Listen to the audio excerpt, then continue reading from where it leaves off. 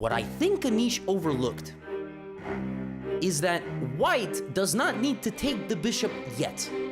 White could take, and then do this, and then hang out, and try to get this, and get mate, and it's very scary, no doubt about it. In fact, the position is losing here for black, unless black goes here and sacrifices the rook for the knight. This knight is a 5.5 point knight. It's so powerful.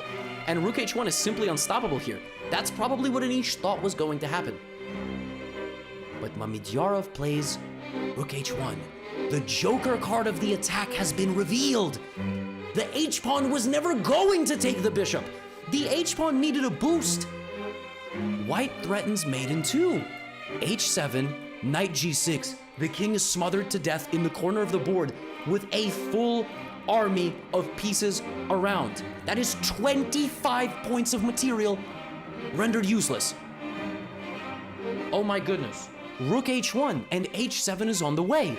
The only move here that does not lose for black on the spot is rook to f6, with the unbelievable defensive responsibility to sacrifice the rook for the knight on that square, but simultaneously sacrifice the rook! And now the black queen sneaks in, and white needs to trade into a winning endgame. This is now the only way white has to win. It's still winning for white, but it's the only way white can win. Rook f6, rook h6. Anish is like, that's losing. I might as well go out with a bang. Rook f2. But where is the bang? Where is it? h7. We know that if the king goes this way, there's mate. But what about here? He sacrifices his queen. He sacrifices his queen. He makes a new one. He gives a check.